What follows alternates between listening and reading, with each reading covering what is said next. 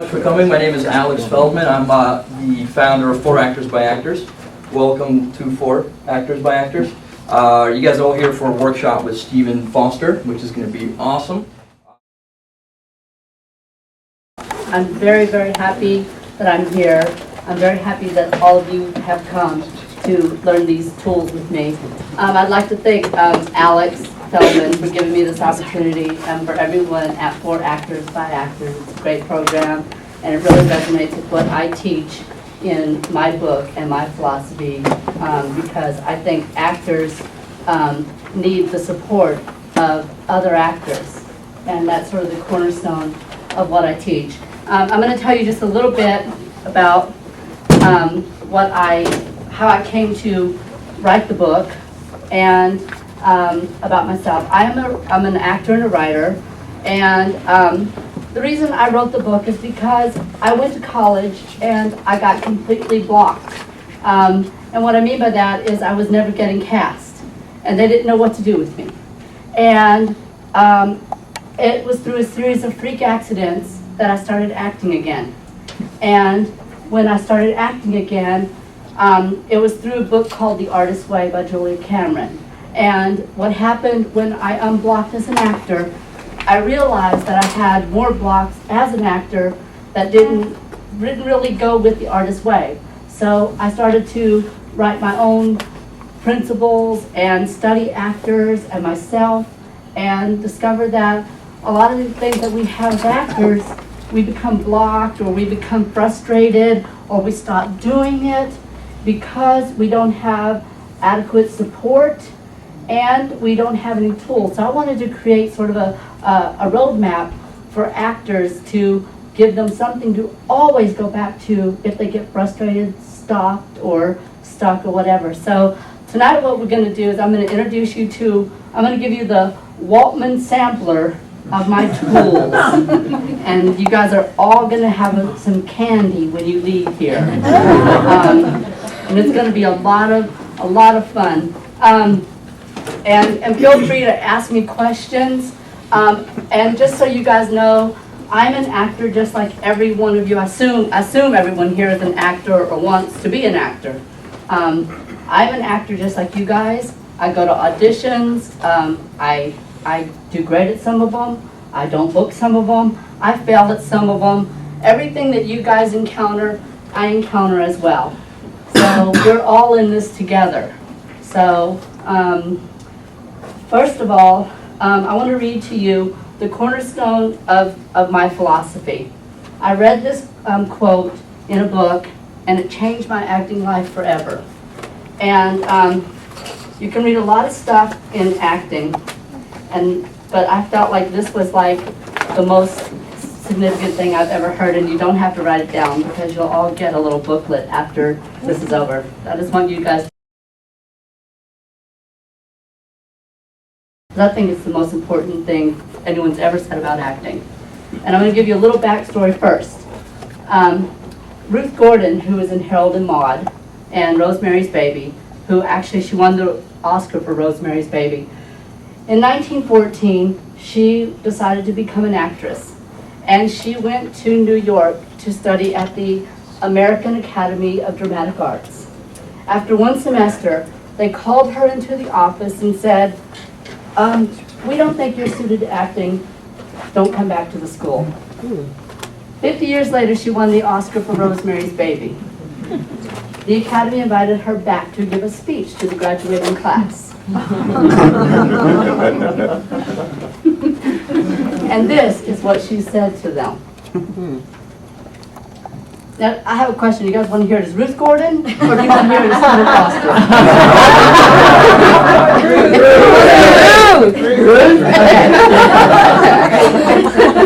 See if I can tell her. Never give up, I told the graduating class. Never give up. Sounds easy, but it isn't. Never give up. Does that seem funny to tell you who haven't gotten started? That's when you have to be warned. I can't give up. I have too big of an investment. It's when you're starting is when not to get discouraged. The last time I was at the academy, the president said, "We feel you're not suited to acting. Don't come back." Well, you see who's standing here, and on that awful day, when someone says, you're not suited, you're too tall, you're not pretty, think of me and never give up.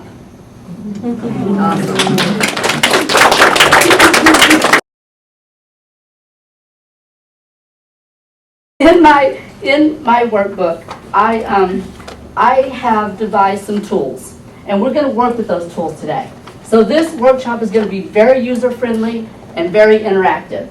Everyone's going to work, and everyone's going to walk away with wonderful things. Okay. The first tool that I encourage people to use is a notebook. You guys all have one, and I'm going to show you mine. This is my notebook. This is what I use when I act. I use this to write notes in. I use this to write out my dreams.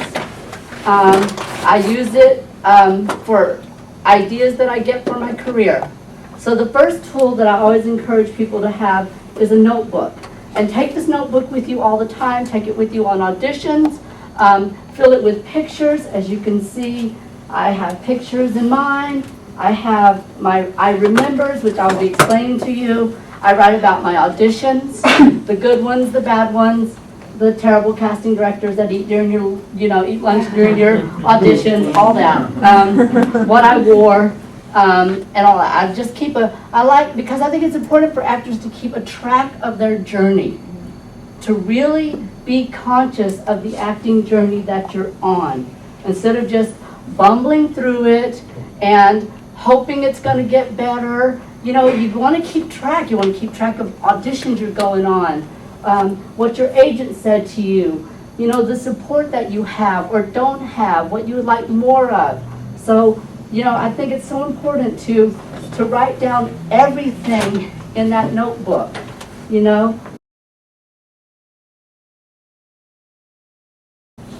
And the second tool that I encourage people to use is a tool called I Remembers. And an I Remember is just a daily writing. What you do is you write one page a day. I'll show you mine from today, so you know I'm not just whistling Dixie. Here's mine. I write them every day. I call them, when I first came up with the tool, I called it nonsense memory.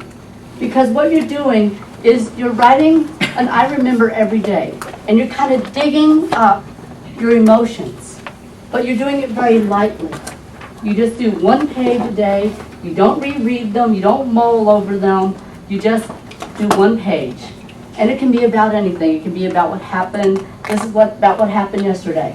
I've written I remembers about high school, and what'll happen is when you write them, they'll start to trigger emotions for you that you will be able to have at your availability at any audition, anywhere you go, any character that you're studying. You can pick up a piece of copy, look at the character, figure out what's going on in the scene, and write an I remember about that, and you will automatically be kind of in that character's zone.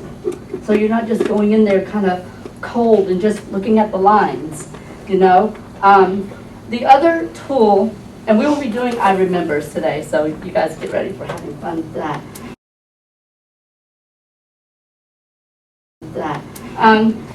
The third tool that I recommend people do is called weekly script reading.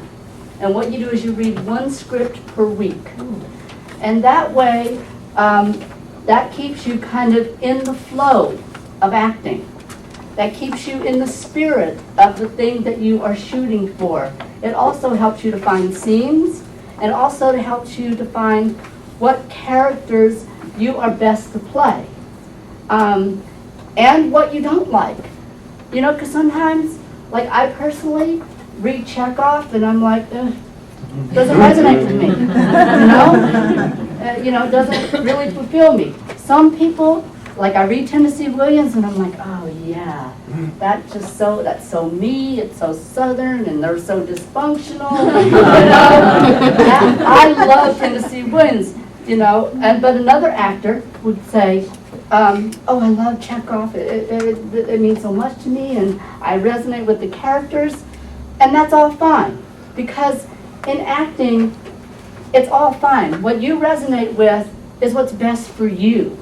And sometimes we're told that, you know, we should like everything, we should be prepared to play everything, but I don't think that's really the case.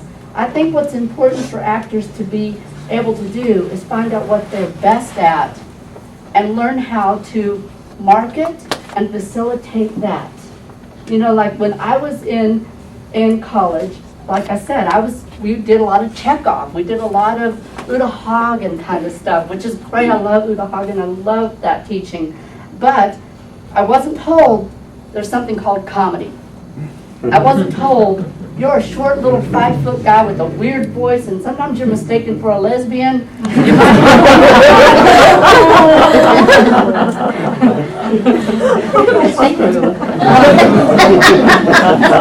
I'm not.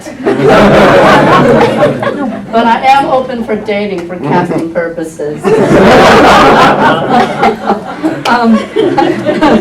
But no one told me in college, they didn't say, you know, you might try comedy.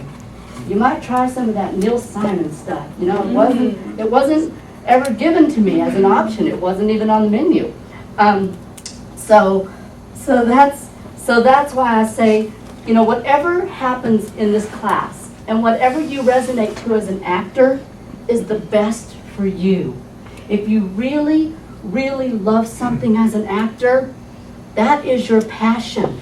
And that is what you should follow. Now, I'm not saying be a snob and not go on the audition for CSI, if comedy's your thing. I mean, you know, because you want to go on every audition. You know, you want to be seen, but there's going to be some scripts and some parts and some things in the breakdown that you read that you're going to go, wow, that's me. That's me. And when you start learning who you are as an individual, and you start playing with that and learning to market it, that's when you start getting cast a lot. Because it wasn't until I discovered, by the way, I should paraphrase this by saying, before I became the piece of model of a manhood that you see before you, I was a drag queen for many, many years. Yeah, it was very natural to me. And I did Betty Davis and Ruth Gordon and all kinds of characters. But it wasn't until I started minding my comedy as a man that I really started to get cast and looked at in a serious way. In fact, when I first stopped doing drag, I started to study the character Leslie Jordan. You guys know him? He's on Will and Grace. He's about this tall. Yeah. Yeah. He works with Karen or whatever. I used to study him. And he was my role model for many, many years as how to become like a funny kind of guy. So those are the 3 tools that are used in my book. And they're simple tools because I think acting should be simple. I think we make it very hard. I think Hollywood makes it hard. I think, you know, you hear from, you know, agents and stuff, you hear rules like, you know, never talk to the casting director, never touch their hands, and don't be a real person, and learn all your copy cold. You know, you learn a lot of those kind of rules that sort of crimp you up. And I don't think actors should be crimped up. I think actors should be free. And we should feel powerful. And I think anytime you go into a room, you need to be powerful. And I don't mean an a-hole. Okay? I don't mean an arrogant jerk. What I mean by powerful is you want to go in there with your best foot forward. You want to go in there with your power, your center, knowing who you are as a performer. And you need to, as soon as you hit that door, they need to know who you are. So you have to sort of prepave that with doing your own work around that and knowing who you are. Like for me, my thing when I walk in a room is funny, short guy. duh. You know, if I try to be something other than that, I don't really get very far, you know? So what we're going to work on in this class is mining that power. And I call it your vein of gold. I call it, and the vein of gold basically is the thing that you are most true to act. The thing that how can I explain this? The vein of gold is your power center. It's your internal DNA. It's what you were born with. It's what you were best to express. Like mine is comedy. My vein of gold is comedy. That's just what I do. Meryl Streep's vein of gold. She's kind of does those accents. She does those foreign characters. You know, Kevin Kline, his thing is comedy. You know, Bette Midler's thing is like comedy and singing. She's mined that vein of gold for 30 years, you know. So what every one of you, I want by the time you leave this class is to have a clear, at least glimmer of what that vein of gold is. Because it will empower you when you go into a room and you go on auditions. All right, I want you to number your paper from 1 to 10.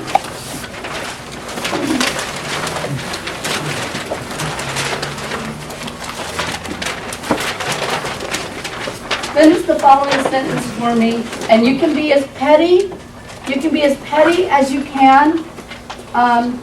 You can answer this sentence any way you can.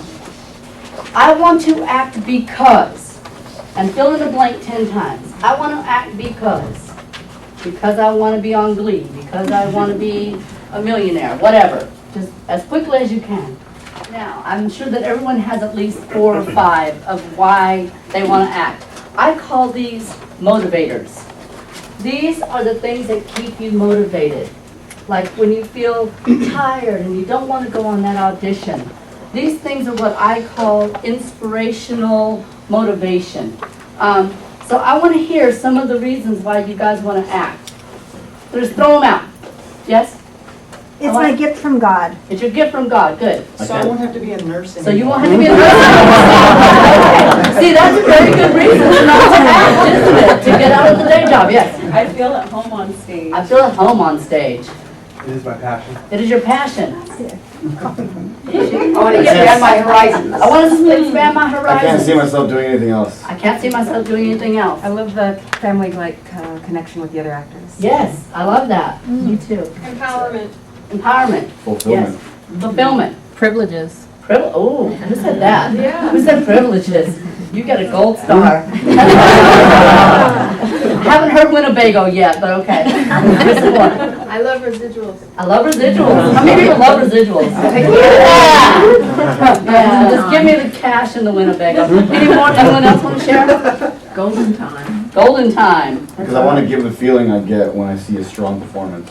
Yeah, Honey, we'll rest when we're dead. that's right. We'll rest when we're dead. Yeah. I don't, about the, yes? I like creating. I like creating. Yeah. I have something to say. I have something to say. Yes. And you do. Actors, as actors, we do have something to say. Okay, now we're going to do another tool. We're going to do the I remember. Blank sheet of paper. At the top, I want you to write, I remember. And you're going to have 5 minutes to fill that page. The reason I ask you guys to do things very quickly in this class is because speed kills the censor. You know? Have you ever had a good old-fashioned deadline?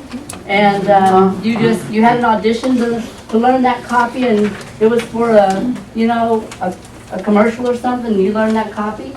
You know? Whereas like if you have like 9 hours to learn something, and or 9 days, and you can just procrastinate and go, yeah, I gotta get to it. That's why I ask you to do things quickly, because speed kills the censor. Okay, ready?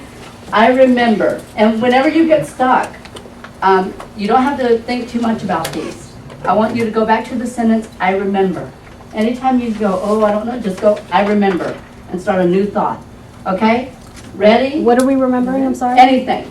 Okay. It can be anything, any memory. You can remember something from 5th grade, you can remember something that you had for breakfast, whatever, wherever your mind takes you. This is a free-for-all exercise. Okay, ready, set, go. All right, time's up. Okay, were any of you surprised at what you wrote? Yeah? It was sort of stream of consciousness, and it jumped around to 3 different I remembers. Great. How many people jumped around? Great. Because that's the purpose of it. So, does anyone, I want to know if anyone wants to share their I remember for the class. Come on up. And what I want to say about the I remember is when you read, slow down and take a deep breath and just let us hear each I remember. And what I want you guys to do is to listen for the images that dance by in her I remember. And because what I want you guys to do is I want you to mirror her images back to her after she reads. Okay? Because so much of what I teach in acting practice, it's looking at work and giving positive feedback. Not just, oh, it was great, you know, your writing was wonderful. No, giving real images. I saw your mother in her curlers. Those kind of things.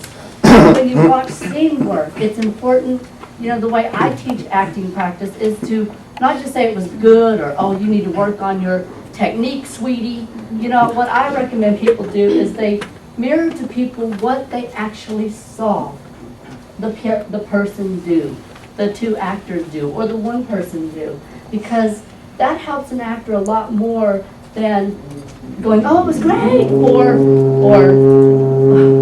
that's God calling. I missed my destiny. I should have been a contractor. Or if you tell an actor, oh, that's terrible. We know where that goes, right? You tell an actor something's terrible with their monologue or their scene, and they might never act again. But anyway, I want to hear your I remember. Okay. I remember writing a musical with my friend, then producing, directing, and starring in it. I remember all the long hours I put into making the charity event possible and how disappointed I was with the other actors for never showing up on time. I remember when the spotlight hit me for the first time and the music started and the overwhelming sense of joy I had just to be doing what I love. I remember watching Annie for the first time at 2 and deciding that I knew what I wanted to do with my life. I remember watching musicals with my dad and him sharing his love of music with me. Great. Sit down for just 1 second, if you would. I want you guys to tell her what you guys saw. Tell her what, and you write that, and I want you to write that down. I saw you in the spotlight. Spotlight. Yeah. I see you singing with your dad. Sing with your dad. I saw you watching Annie. Uh-huh. I saw I a see you at 2 disappointment. big baby Annie. Yes? Disappointment? Disappointment. Yeah? I saw a good work ethic. Good work ethic. I saw love. Love. I saw myself. I saw myself. How many people saw themselves in that story? I did. I used to make my sister do grease all the time. Now you see what I wanted to point out here is, see all that stuff that she wrote. That's a character she could play. That is a part of her. That's a part of her DNA. That's a part of her created DNA. That's something that's a part of her. That is something that if a role came up like that, like a girl who's putting on a show or like a Glee, that is like the perfect thing for you to really sink your teeth into and go and audition for. You see what I mean? You see how simple, tricky this thing is that I do? It's just very simple. Thank you for doing that. Okay. And this is the exercise that I called Van Gogh. And I stole it from Julia Cameron. who wrote a book called The Vein of Gold, and who was my mentor when I wrote my book. Basically, what she says about The Vein of Gold is she stole the title from director Martin Ritt. And Martin Ritt said, if you cast an actor within his vein of gold, you will always get brilliance. If you cast an actor outside of that vein of gold, he will use technique and craft and give you a very credible performance. But nothing as rich and true as his vein of gold. Like I said earlier, like Meryl Streep, you know, she loves comedy, she plays it all the time, she loves to even sing, God help her.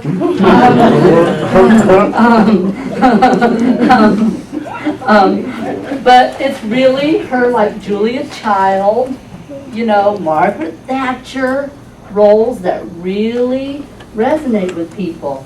Was we like her like with a foreign accent, we like her with a wig, we like, you know, that's her vein of gold. Like I said, my vein of gold is comedy. And we just saw some of her vein of gold, which is like this girl who's putting on a show and goes to see Annie and is inspired by musicals. See, that's a part of your creative DNA. That's something, like comedy is mine. Like, you just cannot get around the fact that sometimes I open my mouth and funny things come out. It just happens. It's what I was born with. So we're going to mine your vein of gold right now. We're going to do a little digging, and we're going to do some pictures of it too. The way it works is I'm going to give you, what we're going to do is we're going to list our 5 favorite movies. And I'm going to give you mine. I'm going to give you mine just to give you an example. My 5 favorite movies are Grease, oh my God, I can't think of Grease, Harold and Maude, Color Purple, Grease, Harold and Maude. I should have written it down. Grease, Harold and Maude, Color Purple, Beaches. Oh, yes.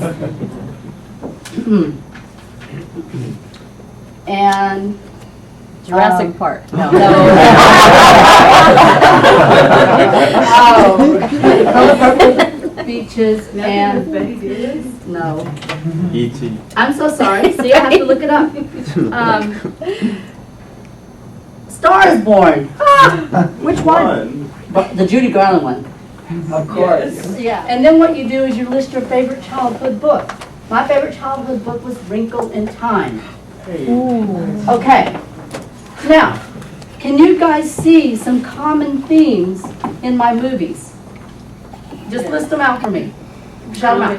What? Comedy. Comedy, Vulnerability. vulnerability, Theatricality. theatricality, Music. music. How about death? Yeah. Yeah.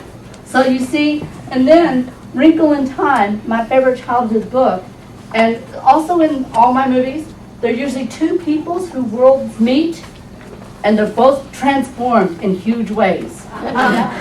So my themes are 2 people whose lives come together and they transform. Usually relationships that go over a long time. They're theatrical, they're musical, they're larger than life. That's all my vein of gold. That's all the stuff that I play the best. That is what I enjoy. It's what I think about.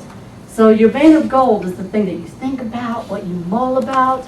And usually my characters, they usually learn something from each other. So teaching and learning is a big part of my vein of gold.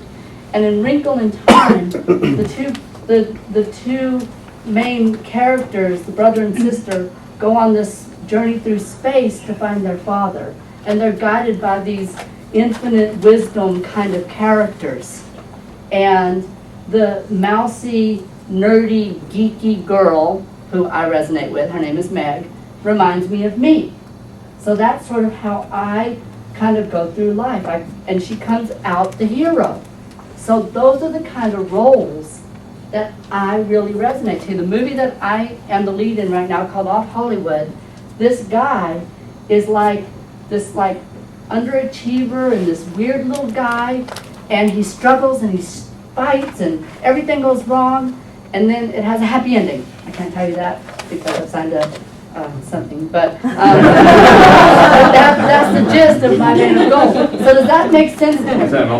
Okay, everybody lists their 5 favorite movies and their favorite childhood book. And then one person in the group shares, and one person in the group is going to be the writer. They're going to write down what the other 2 in the group say about that list. Does that make sense? Yeah, so basically, everyone is given feedback about the person's list. And what you want to look for are common denominators, common characters, common themes. Okay? We're all together. Right now, list your 5 favorite movies. Go. 5 favorite movies. Don't think, just write your 5 favorite movies. I know, yeah, that's, I know. Now, I want you to list your favorite childhood book. The one that you were probably 3rd, 4th, or 5th grade. Your favorite childhood book. The first one that comes to your head. You guys, it's usually the first one that comes to your head. Can we just do a childhood movie? No, do a childhood book. Jesus Christ. The Bible?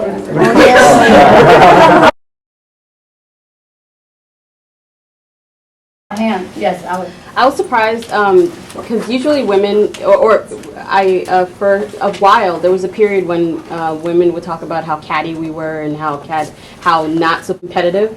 But what kept showing up were supportive women and Yes. strong women and encouraging women. And it's like, whoa, I didn't even know, it's like subconsciously happening because I'm seeking it and I don't realize that I'm seeking it. See, and that's, and so you said if you did this list years ago, it was about women being catty and mean, and now you see. And in real life, I'm actually surrounded by very supportive and strong women. So. That's very telling. See, this tool, it's like playing a big game of Clue with yourself. I was surprised just because it was more of like when I like to do a lot of comedy, but all these roles were just like a thing of a pursuit, like of a never-ending pursuit, like of breaking into something. You know what I mean? Like for instance, I had like A Better Life and Pursuit of Happiness as these 2 movies where you're like trying to make a huge change in your life, but that's not really the stuff that I usually do. Now, are you in your life making a big change in your life? Totally, 100%. Totally. Right. Yeah, see, so it resonates. Another one of my lists, they all have to do with adolescent guys. A lot of my list was like ordinary people. They're very deep. Guys going through traumatic things with their mother or their father. That's another flip side of my vein of gold. So sometimes, and that gives me a range to play. Not only can I play the crazy person like in Off Hollywood who's hell-bent to save Hollywood, I can also play someone who's very internal and very quiet and maybe a little psychotic.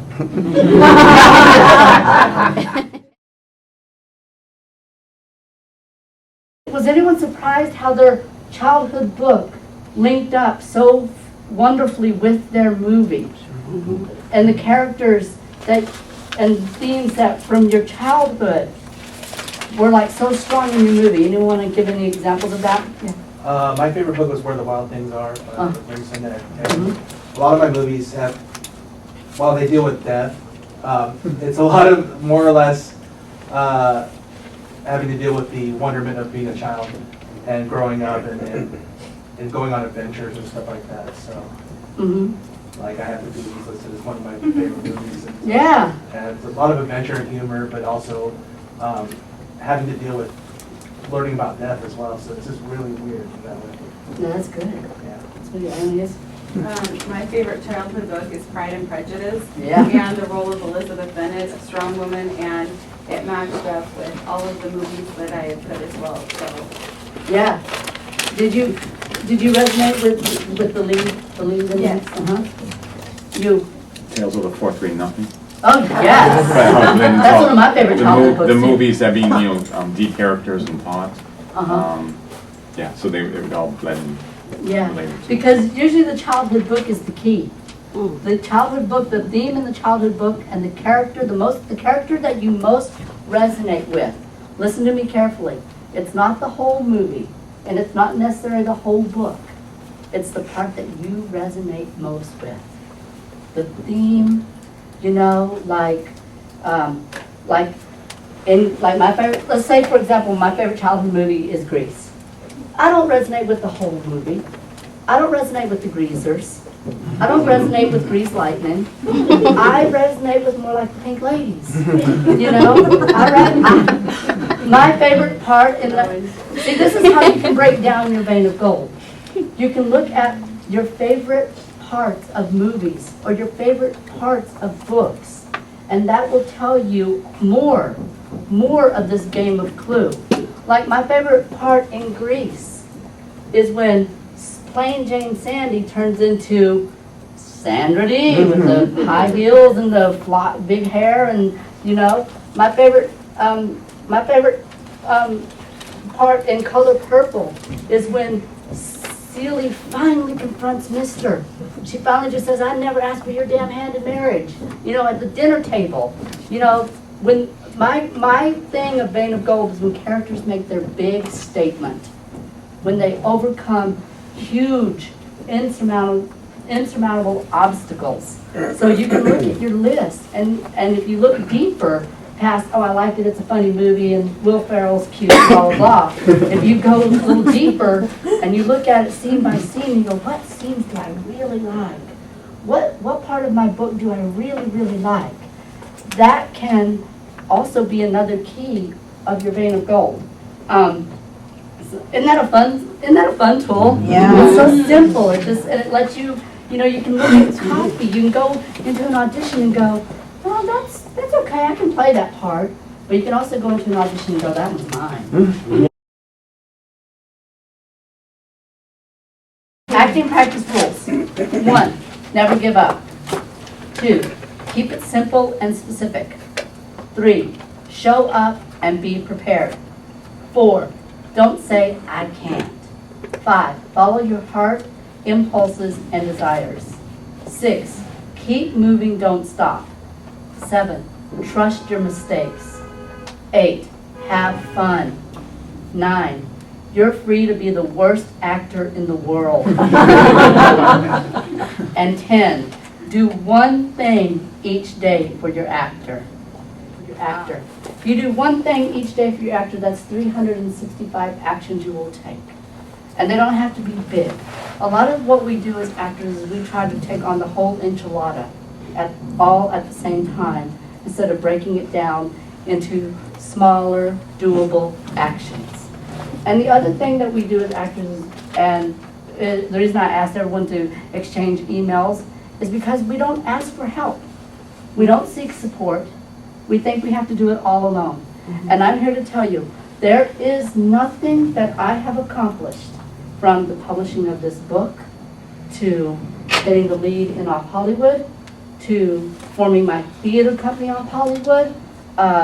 There's nothing that I have done, that even teaching this class, that has not been for the support of people and me having the ability and the courage to ask for help. A lot of actors don't ask for help. They don't tell each other, I really sucked at that audition, and so I'm really afraid to go on the next one. And so what happens is actors sort of retreat, and they're not passionate anymore. And so what I try to tell actors is get a buddy system, even if it's one person. But here's the kicker. You got to make sure that person is keeping you on task. It can't be a person who goes, oh yeah, honey, you're going to be a star. now let's go over here and talk about the Batman movie. It can't be someone like that. It's got to be someone who keeps you on point, who keeps you on track. And for some of you, it may be several people. You may need several people to help motivate you. I have several people, because if one person's not, too busy or something, I switch over to this other person, and I have them help me for a while. And then I switch over here to this one to help me for a while. So it's all about support. And actors should always, always be working on their networking.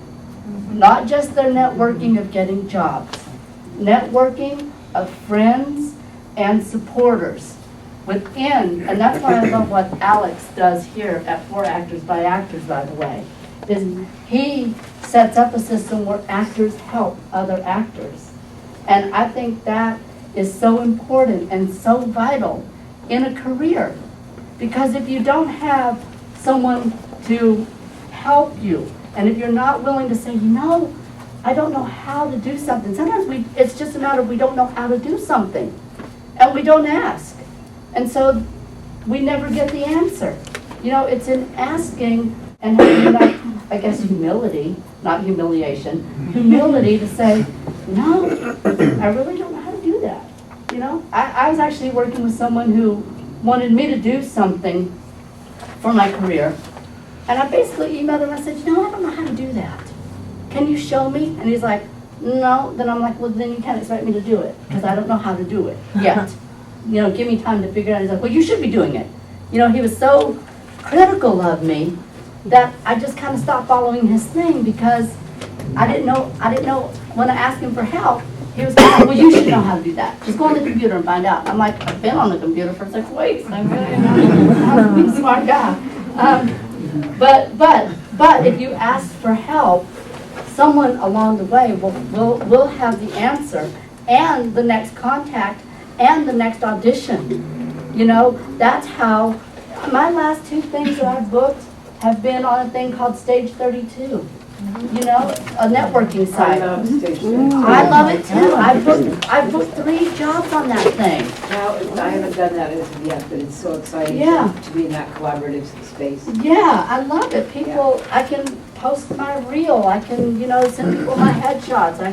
Someone just asked me for a script today that I wrote that I haven't had any action on in about 6 months. It's really bad, but it's all about networking. Now, so that's why it's important that, check in with each other over the email.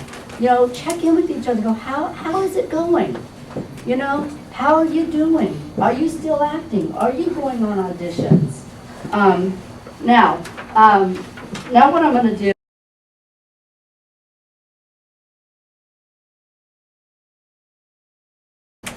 we're going to play a game called Mentors and Heroes. Because sometimes by looking at our mentors and our heroes, we can actually discover more of our vein of gold and more of what we love. So this is going to be a real quick exercise, and we're actually going to do 2 exercises, and then we're going to break into groups. I want you to list 5 actors that you look up to. 5 actors that you look up to. Beside their name, I want you to list 2 traits that they have that you want to possess. Just 2. And it's okay to be petty like Madonna's Filthy Rich.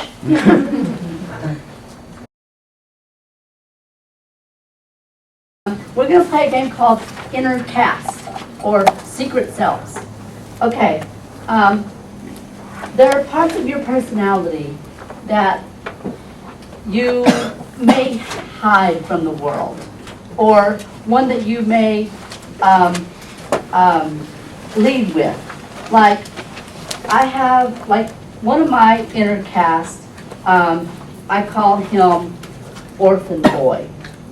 He's very withdrawn. He doesn't trust people. This comes from me moving around as a kid a whole lot. So there's a part of me that really withdrawn and always skeptical of people. And that's a part of my personality that I have to acknowledge. There's another part of my personality I call Super Steven. That's a part of me that can just do anything. I'm like a superhero, you know, I have like a magic lasso, and, oh wait, that's Wonder Woman. Anyway, so you guys get the picture. And there's another part of my personality that's, I call teacher guru, and that's me today. Very, very smart, I love to read books, and so basically this inner cast is sort of what we work with on a daily basis. And so what I want you to do is, if you can, I want you to give this cast, does what I'm talking about make sense to everybody? Or did I lose you guys? Okay, what did you say? You lost me a little bit. You lost, okay. So basically, I want you to give these people personalities. Like, my orphan boy is like, you know, he like is withdrawn, he like is distant from people. You know, he's like Oliver in the movie Oliver. He's just like always looking in, never knowing where his home is.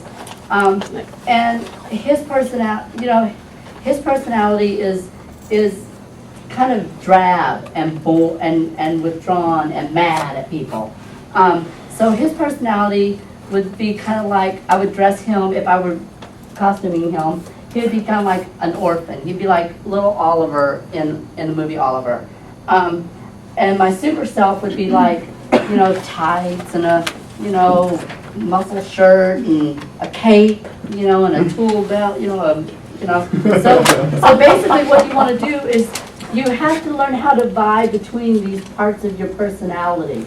And my teacher self is like this, and he's very smart and very intelligent. So does that make sense? I want you guys to name 2 of your personalities. And does that make sense? Mm-hmm. Yeah. So name 2 of your personalities. This is like Sybil. You remember the movie Sybil in the 70s with Sally Field, where she had multiple personalities? Basically, we all have multiple personalities. And you want to find out who's running the show. You know, if Orphan Boy's running my show, it's not much fun. I'm at the bottom of the barrel, you know, never noticed.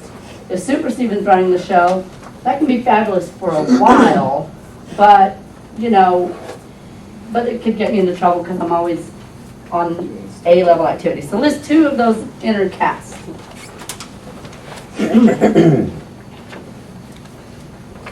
For example, one of my students had a secret self he called Mr. Freeze. And that was the part of his personality. When someone rubbed him the wrong way, he would freeze them out. You know, you may have like a dysfunctional Debbie, or a, you know, chatty Cathy, or, you know, there's all different kinds of personalities. So does anyone have any fabulous personalities that they want to share? Yes. Supportive Susie and Bitter Betty. Ooh, Bitter Betty. Supportive Susie. How many people have a supportive Susie? Always supporting people, okay. How many people have Bitter Betty? Al, you had some? Well, mine is more of an animal. All right. I'm a raccoon. There's a raccoon side of me. Okay. And raccoons are quite scary, actually, because they're not afraid of you. And they will be all up in your business in space, and you know, and then they look at you like, what? You know, like, try to come over here and take what I just took from you. Like, so I'm not that person. I don't steal from people. It's just, I know that there's it's kind of like a defensive mechanism that I've had to develop that I didn't have as a child. Good. So I had to create that inner raccoon. Good. Yeah. And see, a lot of these personalities are like, we've had to build them. You know, like I had to build Super Steven. You know, my natural self is like Orphan Boy, you know, moving around. Anyone else have any? Yeah. I'm Trailer Trash Granny. Trailer Trash Granny. Love it. You can take that to an audition. You can be cast on that tomorrow. In fact, I have a script for you. Some more? Klutz. What? The klutz. The klutz. Okay, tell me about the klutz. It's like trying to do everything right, but then like maybe knock something over when he's trying to be, come across as very legal or sophisticated. That's great, and you can take that character into an audition. That's what this is what I'm hedging for. Is you said you get a piece of copy, and you're not really certain about the character. You can always just drop into one of these characters and play it at an audition because it's already part of your DNA. It's already part of you. Anyone else have any characters? I got douchebag dude and conservative Clark. Yeah. I love foul language. That's totally like, I mean, douchebag because like when people perceive me, they're like, oh, you're such, like I seem arrogant or intimidating or something, and I play off of it, and I play off of that sometimes. So I just keep digging into it because I like to make people feel awkward. Yeah. So I just keep going at it, and Yeah. I do this, and I'm like, yeah, I'm a douchebag, so what, kind of thing. But also, there's another side of me where it's I'm conservative. Like I don't like to be bothered. I don't like noise. I don't like things that are like, what I mean. When I'm in a zone, like I don't even want to see TV or hear music or anything. I'm just kind of like, don't talk to me about these kind of things. Like, can you not curse in front of me, kind of thing. Yeah. So I have these two sides of it. It's really That's very interesting, and those two sides serve you. right. See, looking at these characters, you realize how do they serve you, how do they harm you. See, Orphan Boy can harm me if he runs the show too much. Teacher Boy can harm me too. If I'm too gracious and always trying to teach people instead of letting people be, that can be dangerous too. But I can take both of them into an audition. If I'm giving and we're going to play with this in a minute. Anyone else want to share? Yes. I had Soldier Boy, All right. and Soldier Boy is just, action-oriented, fiercely loyal, but also on a comical sense is very likely to make a decision they're going to regret. Have a pile of rubble and a list of great intentions to explain at the end of everything. That's great. Was that in your vein of gold list? And also these characters are also in your vein of gold list too if you look back. There was a theme in my vein of gold of fighters and anti-heroes. I can see that. And I can see you going on auditions. I'd cast you in a minute as a soldier guy. Mama Rose, or one of mine, because I kind of take care of everybody in my household. And did you whip them in a shake? Yeah, I did. Come on, kids, I gotta keep them going. And then my other was Princess Grace, because I call those my klutzy moments. Instead of klutz, it's Princess Grace routines. Bumping into things and stuff accidentally, so it's a nice terminology. Princess Grace. You, Edna? Yeah. Well, initially this tied into my feelings as a singer, but kind of serves me, I guess, it's my inner cast. A songbird, soaring voice within this sort of intense enclosure of emotions, very complex, very on a whim, just spontaneous, larger than life type of things.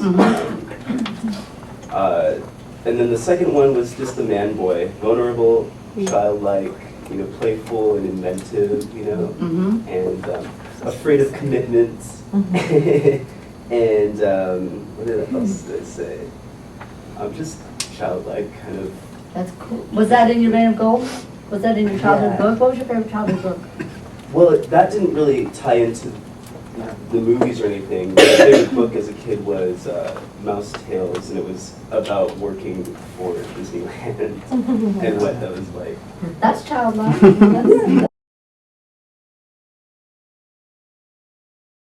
Draw a line. I want you to list five goals that you can accomplish, that you want to accomplish. They can be big goals or little goals in your acting career. Okay? 5 5 goals that you want to accomplish in your acting career. Like in general, not like in a time limit, just forever?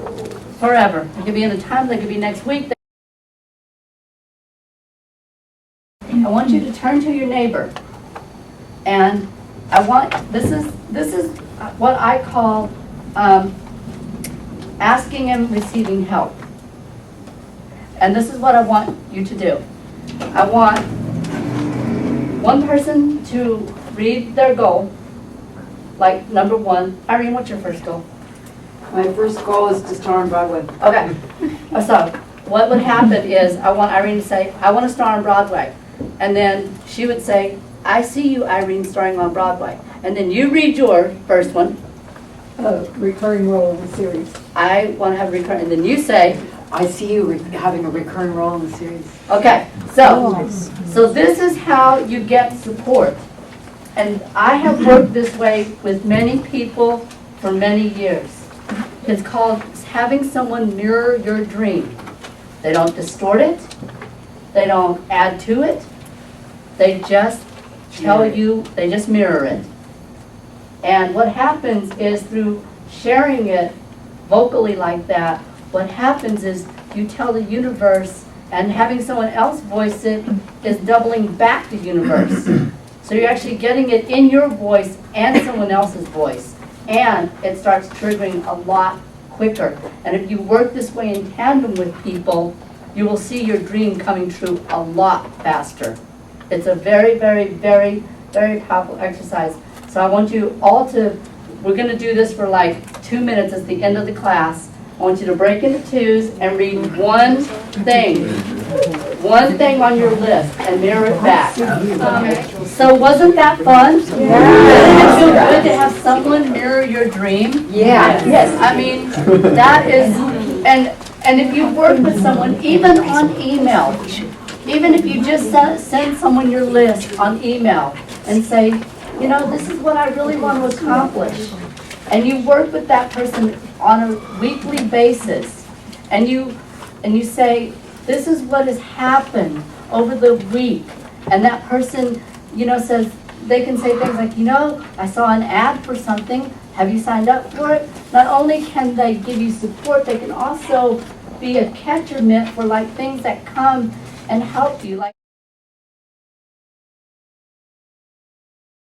really and truly, thank you guys for sharing your hearts with me and your souls, because really and truly, that's what you're selling when you're peddling yourself in Hollywood. You're selling your essence and your heart, and that's what people resonate with when they actually see you at an audition. Not really your talent so much.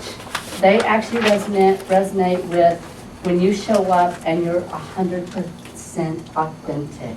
That's when you really book, and that's the hardest thing to keep in mind when you go into casting, because you think it's always about, did I do good, and was, you know, did I get the copy right? You know, basically, it's am I being authentic at this audition? That's the gauge you always want to check in with. But you guys have been awesome, and I'm truly inspired, and thank you so much.